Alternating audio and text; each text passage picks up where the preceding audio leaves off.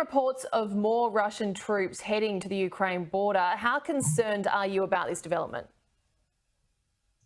The addition of further Russian troops, including Russian troops up in Belarus, suggests that if Russia does plan to invade, it wants to have a very quick victory, doesn't want to linger, doesn't want to take high casualties. High casualties will be awkward for the Kremlin among the ordinary people in Russia. So this looks like a shock and awe attack plan. What is Moscow's play here? The foreign minister denied Russia is planning an invasion, but what then could this troop movement be about? There's no other acceptable explanation for this troop movement other than to threaten to invade Ukraine.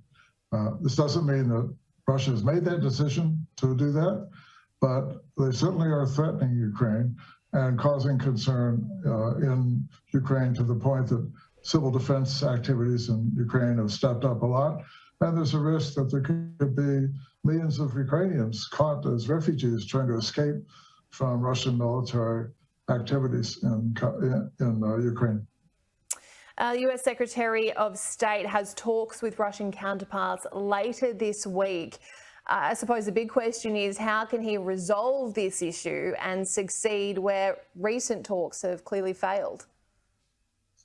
The bridge seems not really possible bridging this chasm seems not really possible through diplomacy.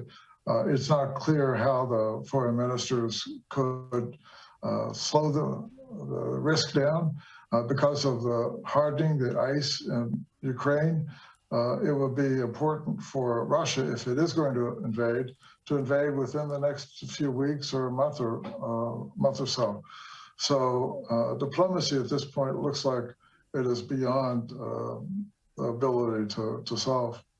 As we just heard in that story before you came on air, this is the biggest moment of the Biden presidency. Do you agree? This is certainly a major test. This goes beyond the Afghanistan withdrawal, which was controversial.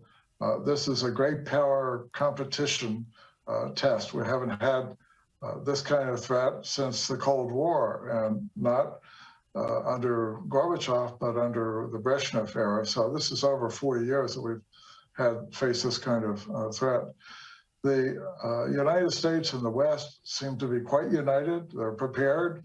The sanctions are going to be far-reaching. If Russia does invade, the financial sanctions will cause some devastation to the Russian economy and further lower living standards. I think the Kremlin is worried about public unrest if living standards go down even more, and they've gone down since Russia invaded Ukraine in 2014, and the West imposed sanctions at that point. I suppose the question is, can they go down any further? Before I let you go, why not simply give in to Russia's demand and agree not to let Ukraine into NATO? Isn't that the simple and perhaps wise plan here? So if NATO agreed, it's not clear what would NATO have to agree to, because the Russians are demanding legally binding guarantees that Ukraine would never get into NATO. They're demanding that all the NATO infrastructure in the eastern members of NATO, which have been added since 1997, that NATO infrastructure would all have to be withdrawn. That is simply beyond the pale for NATO.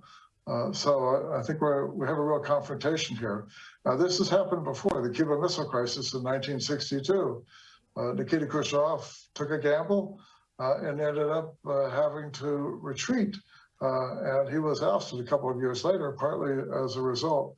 So I think Putin is looking at this from the standpoint of retreat could be politically awkward for him, but invading could be politically awkward as well because of the economic consequences, and Russia would be seen as a pariah in Europe.